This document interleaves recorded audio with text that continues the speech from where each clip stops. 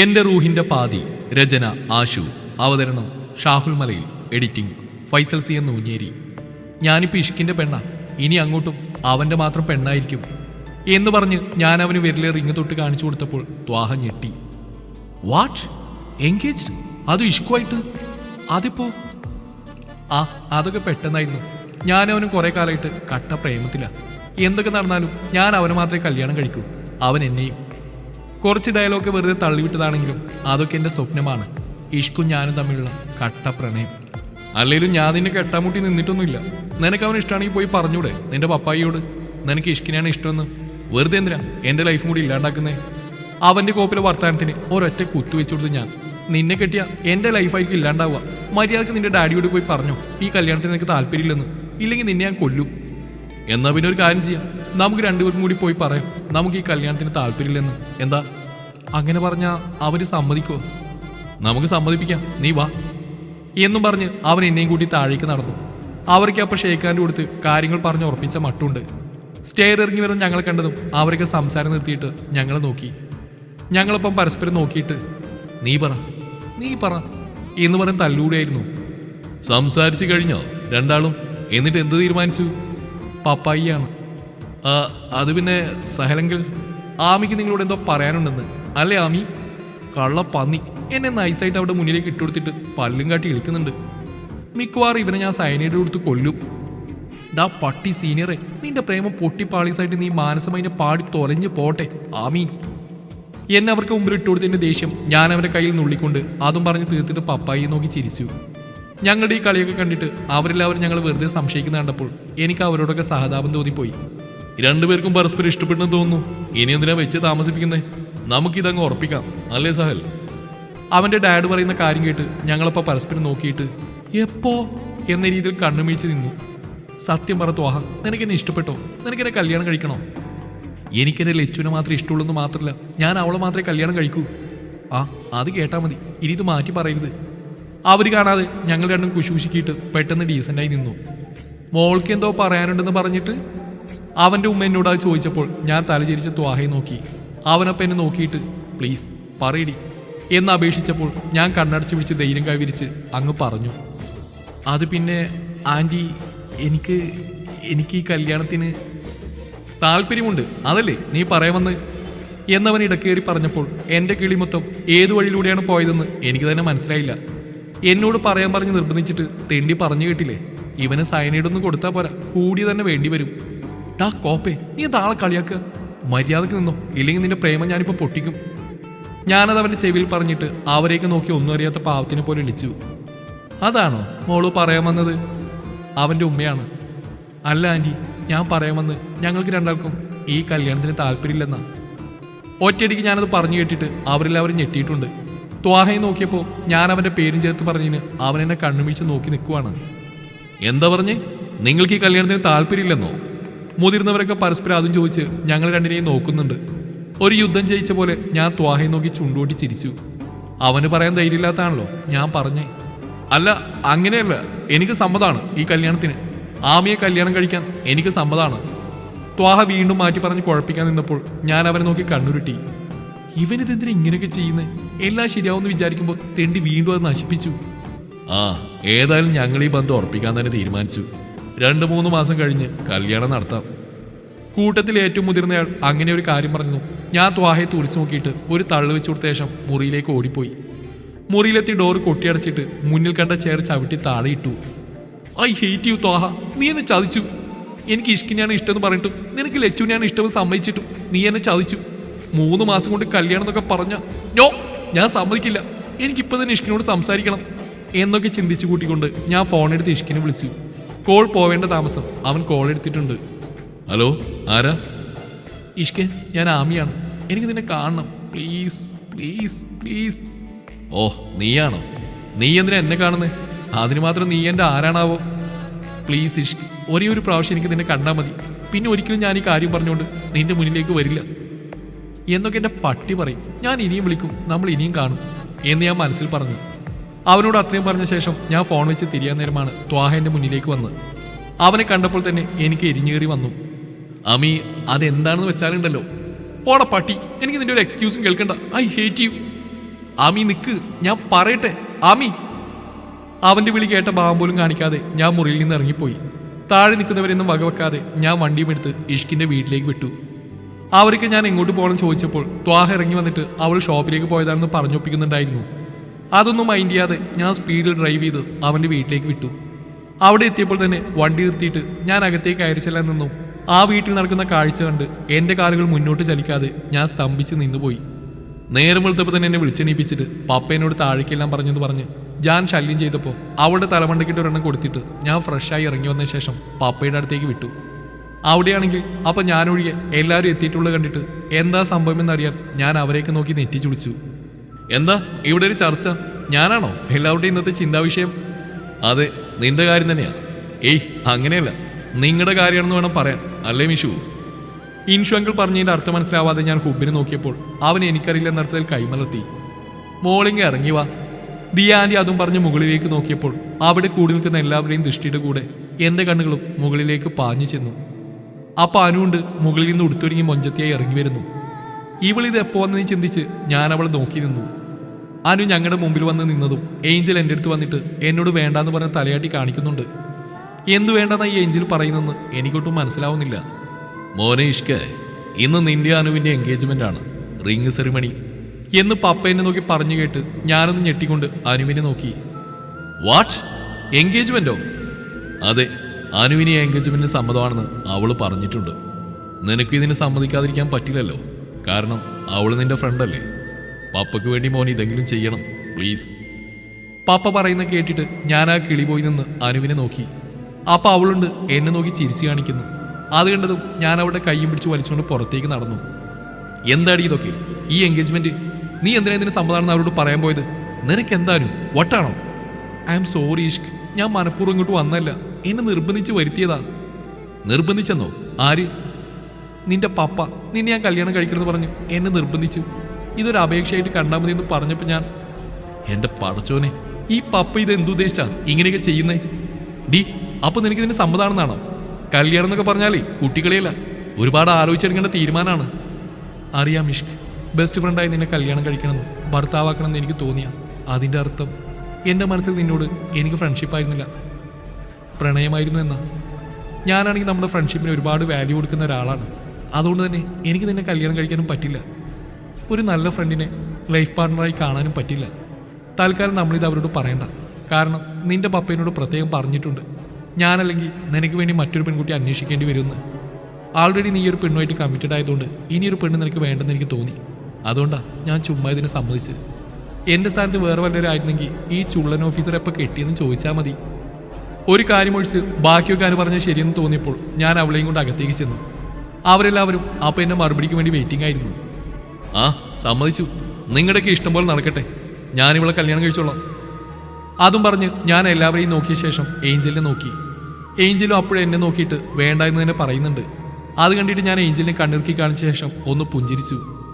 Ring എന്ന് ഞാൻ പറയേണ്ട താമസം ജിനു ആൻറ്റി റിംഗ് ബോക്സ് കൊണ്ടുവന്ന് എൻ്റെ കയ്യിൽ വെച്ച് തന്നു.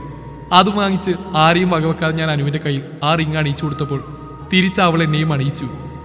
പിന്നെ ഒരു നിമിഷം പോലും അവിടെ നിൽക്കാതെ ഞാൻ മുറിയിലേക്ക് വിട്ടു. പുറകെ തന്നെ അനുവും ഉണ്ടായിരുന്നു.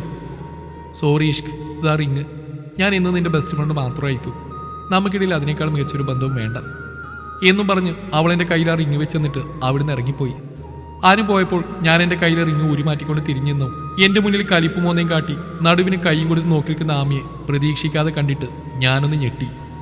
നീ പിന്നെ വലിഞ്ഞേറി വന്നോ? ഏതായാലും നീ ഇപ്പോൾ വന്നത് നന്നായി. ദേ ഇത് കണ്ടോ, നീയൊക്കെ എൻ്റെ ലൈഫിൽ നിന്ന് ഔട്ടായി എന്നതിൻ്റെ തെളിവ്. എൻ്റെ ശരിക്കുള്ള എൻഗേജ്മെന്റ് കഴിഞ്ഞു വിത്ത് അനുവിൻ്റെ കൂടെ എന്ന് ഞാൻ പറഞ്ഞതും പെണ്ണവിടെ കണ്ണ് രണ്ടും ചുവപ്പിച്ചിട്ട് ഭദ്രകാളിയെപ്പോലെ എൻ്റെ നേർക്ക് വന്നിട്ട് എന്നെ പിടിച്ചൊരൊറ്റ തള്ള്. ഞാൻ അപ്പം തന്നെ ബെഡിലേക്ക് മലർന്നടിച്ച് വീണതും അവൾ പോയി ഡോർ ലോക്ക് ചെയ്തു. ഇവളിതെന്തോന്ന് കാണിക്കാൻ പോവാന്ന മട്ടിൽ ഞാൻ കണ്ണുമിഴിച്ച് അവളെ നോക്കി കിടന്നു. എൻഗേജ്മെന്റ് ആണല്ലേ, നടത്തിക്കാം. ഞാൻ എന്നോട് അപ്പോഴേ പറഞ്ഞതാ ആ അനുവിനൊന്ന് സൂക്ഷിക്കാൻ. അവസാനം അത് തന്നെ സംഭവിച്ചു. മിക്കവാറും ഞാൻ അവളെയും കൊല്ലും അവനെയും കൊല്ലും. അതും വിചാരിച്ചാ ഞാൻ വീണ്ടും ജനൽ വഴി അകത്തേക്ക് ചാടിയത്. എല്ലാവരുടെയും കണ്ണുവെട്ടിച്ച് ഈ മുറിയിലെത്തിയ പാട് എനിക്കേ അറിയൂ. അവനെ ഒരുപാട് സ്നേഹിക്കുന്ന ഈ എൻ്റെ കൺമുമ്പിൽ വെച്ചാ അവർ രണ്ടാളും തമ്മിൽ റിങ് എക്സ്ചേഞ്ച് ചെയ്ത്. അതെനിക്ക് ഒരിക്കലും ക്ഷമിക്കാൻ കഴിയില്ല. ഞാൻ അവൻ്റെ മുറിയിലേക്ക് കയറി വന്ന അതേ സമയം തന്നെയാണ് അവളും അവനും വന്നത്. അവരെ കണ്ടപ്പോൾ ഞാൻ വേഗം ബാത്റൂമിലേക്ക് ഓടിക്കയറി. പിന്നെ ആ അനുഭവ ശേഷമാണ് ഞാൻ പുറത്തേക്ക് ഇറങ്ങിയത്.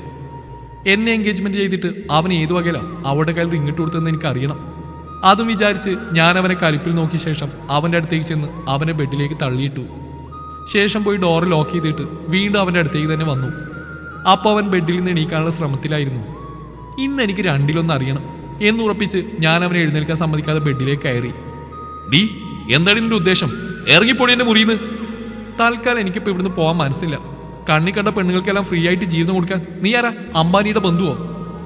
ആണെങ്കിൽ തന്നെ നിനക്കെന്താ? ഞാൻ അവളെ തന്നെ കല്യാണം കഴിക്കും. എന്നെ ചോദ്യം ചെയ്യാൻ നീ ആരാടി? എന്നാ നീ മരിക്കാൻ തയ്യാറായിക്കോ. എന്നല്ലാതെ മറ്റാരെങ്കിലും നീ കല്യാണം കഴിക്കുകയാണെങ്കിൽ നിന്നെ മാത്രമല്ല ഞാൻ അവളെയും കൊല്ലും. ആ, അതെനിക്കറിയാം. കാരണം നീ ആ സാഹലിന്റെ മകളല്ലേ. അപ്പൊ പിന്നെ കൊല നിങ്ങൾക്കൊരു കലയാണല്ലോ. അതെ, ഞാൻ സാഹലിന്റെ മകളാ എന്ന് വെച്ച് എനിക്ക് സ്നേഹിക്കാൻ അറിയില്ലെന്ന് കരുതരുത്. ഞാൻ ഹൃദയക്കുള്ള ഒരു മനുഷ്യ സ്ത്രീ തന്നെയാ. നിന്റെ സ്നേഹമൊക്കെ നിന്റെ തന്തയുടെ അടുത്ത് എടുത്താൽ മതി. അതുകൊണ്ട് എൻ്റെ അടുത്തേക്ക് വരാൻ നിൽക്കണ്ട. ഇറങ്ങി പോടി. പോയില്ലാന്ന് മലയാളത്തിൽ പറഞ്ഞില്ലേ? ഞാനിവിടെ കയറി താമസിക്കുന്നു മാത്രമല്ല, വേണ്ടി വന്നാൽ നിന്റെ 2 കുട്ടികളെ പ്രസവിക്കുകയും ചെയ്യും. കാണണോ നിനക്ക്? കാണണമെന്ന്?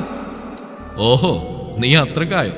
എന്നാ എനിക്കതൊന്ന് കാണണം എന്ന് പറഞ്ഞുകൊണ്ട് അവൻ എണീക്കാൻ നിന്നു. ഞാൻ വേഗം അവൻ്റെ മുകളിൽ കയറിയിരുന്നു. അത് കണ്ടിട്ട് അവനൊന്ന് അന്തം വിട്ടിട്ട് പെട്ടെന്ന് എന്നെയും കൊണ്ട് തിരിഞ്ഞു കിടന്നു. മര്യാദക്ക് പറഞ്ഞാലും നിനക്ക് മനസ്സിലാവില്ല അല്ലടി, നിന്നെ ഞാൻ ശരിയാക്കി തരാം എന്നും പറഞ്ഞ് അവൻ എൻ്റെ കൈ രണ്ടും ബെഡ്ഷീറ്റ് വെച്ച് കെട്ടാൻ നിന്നു. ഞാൻ എൻ്റെ ഉള്ള ശബ്ദമൊക്കെ റെഡിയാക്കിയിട്ട് കാറാൻ വേണ്ടി വാ പൊളിച്ചു. അത് കണ്ടിട്ട് അവൻ അപ്പം തന്നെ എൻ്റെ വാ പൊത്തിപ്പിടിച്ച് എന്നെ നോക്കി കണ്ണുരുട്ടി.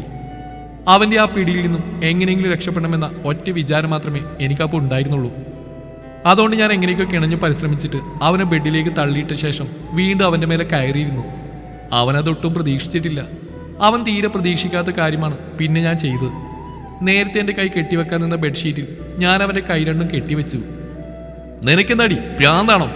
മര്യാദയ്ക്ക് എൻ്റെ കൈ അഴിച്ചുവിട്ടി പ്രാന്തി. നോർമലായിട്ടുള്ള മനുഷ്യന്മാർ ചെയ്യുന്ന കാര്യമാണോ നീ ചെയ്യുന്നത്? അഴിച്ചുവിട്ടി ശവമേ. അതും പറഞ്ഞ് അവൻ അലറി. അല്ല, ഞാൻ ഒട്ടും നോർമലല്ല. നേരെ ചൊവ്വ മര്യാദയ്ക്ക് ഞാൻ കാര്യങ്ങൾ പറഞ്ഞേക്കാം. എനിക്ക് നിന്നെ ഇഷ്ടമാണ്.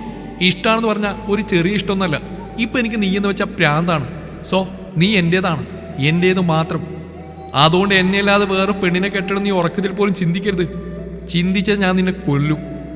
അതും പറഞ്ഞ് ഞാൻ അവൻ്റെ കയ്യിലെ കെട്ടഴിച്ചു. ഞാൻ ആരെ കെട്ടണം കെട്ടണ്ടെന്നൊക്കെ ഞാനാണ് തീരുമാനിക്കുന്നത്, അല്ലാതെ എൻ്റെ ശത്രുവിൻ്റെ മകളായ നീയല്ല. മാറി നിൽക്കടി അങ്ങോട്ട് എന്നും പറഞ്ഞ് ഞാൻ അവളെ പിടിച്ച് തള്ളാൻ നിന്നപ്പോൾ അവൾ എൻ്റെ കൈ തട്ടി മാറ്റി. ഞാനാ പറഞ്ഞു കേട്ടിട്ട് അവൾക്ക് നല്ല ദേഷ്യം വന്നിട്ടുണ്ട്. അവളപ്പോൾ എന്നെ ദഹിപ്പിച്ചെന്ന് നോക്കിയിട്ട് അവളുടെ ഷർട്ടിൻ്റെ ബട്ടൺസ് അഴിക്കാൻ തുടങ്ങി. ആ കാഴ്ച കണ്ടതും എൻ്റെ കണ്ണ് തള്ളി വന്നിട്ട് ഞാൻ അവളുടെ കൈ പിടിച്ചു വെച്ചു. ഡീ കോപ്പേ, നീ എന്തോന്നാ കാട്ടാൻ പോകുന്നേ? ഇറങ്ങിപ്പോടി എൻ്റെ മേളിൽ നിന്ന്. ഞാൻ ഈ അലർന്നൊന്നും മൈൻഡ് ചെയ്യാതെ അവൾ ഷർട്ടിൻ്റെ ഫസ്റ്റ് ബട്ടൺ അയച്ച ശേഷം രണ്ടാമത്തേൽ പിടുത്തമിട്ടപ്പോൾ ഞാൻ അവളുടെ കൈ പിടിച്ചു വെച്ചു. ഒരു മനുഷ്യൻ ഇത്രയ്ക്ക് പ്രാന്തുണ്ടാവാൻ പാടില്ല. നിനക്ക് എന്തപ്പം വേണമെന്ന് പറഞ്ഞ് തുറക്ക്. അവൾ എൻ്റെ ക്ഷമയെ പരീക്ഷിക്കുന്നതിന് മുമ്പ് ഞാൻ സ്വയം തോൽവി സമ്മതിച്ചു കൊടുത്തു. അവൾക്കിട്ട് 2 പൊട്ടിക്കാനൊക്കെ എൻ്റെ കൈ തരിക്കുന്നുണ്ട്. തൽക്കാലം അവളെ മയത്തിൽ കാര്യങ്ങൾ പറഞ്ഞ് മനസ്സിലാക്കി ഇവിടുന്ന് പറഞ്ഞു വിടാം. എനിക്ക് നിന്നോടൊരു കാര്യം മാത്രമേ പറയാനുള്ളൂ. നീ അനുവിനെ കല്യാണം കഴിക്കരുത്. അങ്ങനെ വല്ലതും നടന്ന ഞങ്ങളിൽ ഒരാൾ മാത്രമേ നീ പിന്നെ കാണൂ. അവളുടെ ഡിമാൻഡ് കേട്ടിട്ട് എനിക്ക് നല്ലോണം ദേഷ്യം വന്നെങ്കിലും ഞാനത് പുറത്ത് കാണിച്ചില്ല. ഓക്കെ, നീ പറഞ്ഞൊക്കെ സമ്മതിച്ചു. ഇനി ഇറങ്ങിപ്പോ. പറ്റൂല. എൻ്റെ കൈയിൻ്റെ മേലെ കൈവച്ച് പ്രോമിസ് ചെയ്യണം. ഇനിയുള്ള എല്ലാ ജന്മത്തിനും നീ എന്നെ മാത്രമേ കല്യാണം കഴിക്കൂന്ന്. ഓഹോ, ഇമ്പോസിബിൾ. നിന്റെ ഈ ആഗ്രഹം ഒരിക്കലും നടക്കില്ല. എന്നാൽ ഞാൻ ഈ ബട്ടൺസ് അഴിക്കും, ഉറപ്പായിട്ടും അഴിക്കും എന്ന് പറഞ്ഞുകൊണ്ട് അവൾ വീണ്ടും ബട്ടൺസിൽ പിടുത്തമിട്ടു. അത് കണ്ടിട്ട് അഴിച്ചു എന്ന മട്ടിൽ ഞാനത് നോക്കിക്കിടന്നു. അപ്പോൾ ആ കോപ്പ് ഒരു ഉളുപ്പില്ലാതെ ബട്ടൺസ് അഴിച്ചുകൊണ്ട് പോകുന്നു. കണ്ണു തള്ളി ഞാൻ പെട്ടെന്ന് കണ്ണടച്ച് വെച്ച് അവളുടെ കയ്യിൽ പിടിച്ചു. ഡീ പുല്ലേ, നിനക്കെന്തപ്പോ വേണ്ടേ? ഒരു പ്രോമിസ് അല്ലേ? ശരി, ഞാൻ പ്രോമിസ് ചെയ്യാം. അത് നീ ആ ബട്ടൺസ് ഇട്ടിട്ട് എൻ്റെ മുകളിൽ നിന്ന് എണീക്ക്. കണ്ണടച്ച് പിടിച്ച് ഞാൻ അങ്ങനെ പറഞ്ഞപ്പോൾ അവളൊന്ന് ഇരുത്തി മൂളിയിട്ട് പതുക്കെ എൻ്റെ മുകളിൽ നിന്ന് ഇറങ്ങിപ്പോയി.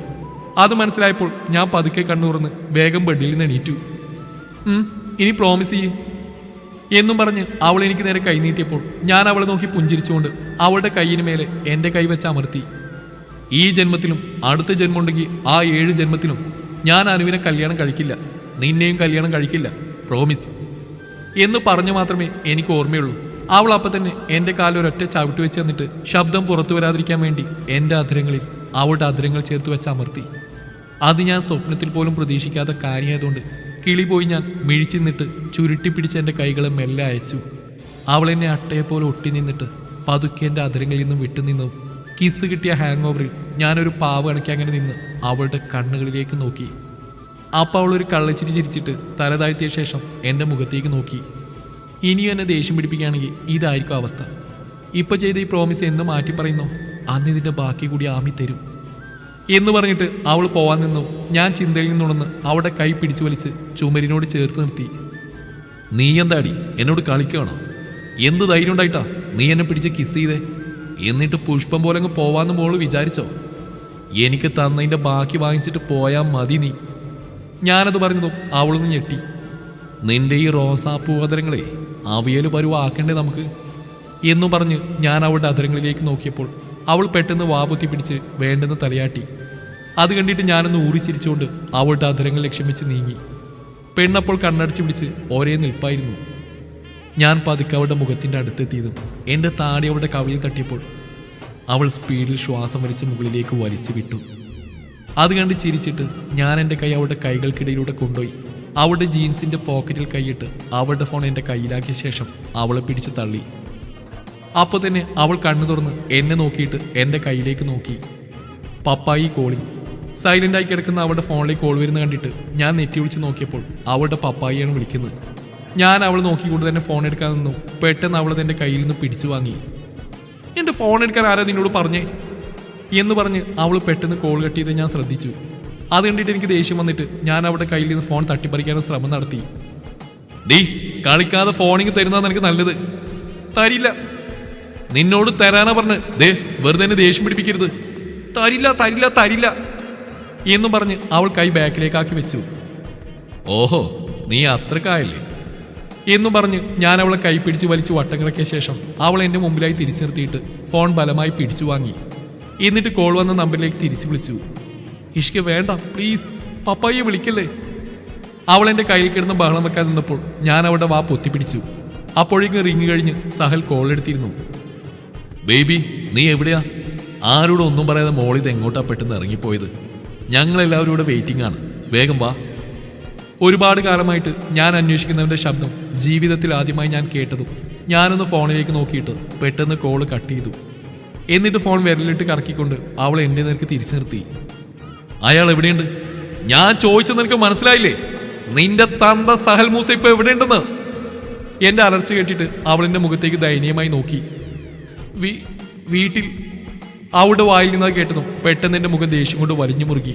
ഫോൺ അവളുടെ കയ്യിൽ വെച്ച് കൊടുത്തിട്ട് ഞാൻ മുറിയിൽ നിന്ന് ഇറങ്ങിപ്പോകാൻ നിന്നും അവൾ പെട്ടെന്ന് ഓടി വന്ന് എൻ്റെ മുന്നിൽ കയറി നിന്നു. ഇഷ്ക പ്ലീസ്, നീ ഇപ്പൊ ഹെവനിലേക്ക് പോകണ്ട, ഞാൻ നിന്നെ പോകാൻ സമ്മതിക്കില്ല. മാറി നിൽക്കടി അങ്ങോട്ട് എന്നും പറഞ്ഞ് ഞാൻ അവൾ എൻ്റെ മുന്നിൽ തള്ളി മാറ്റിക്കൊണ്ട് ഞാൻ മുന്നോട്ട് കുതിച്ചു. തുടരും ഈ കഥയുടെ ബാക്കി ഭാഗം നാളെ ഇതേ സമയം.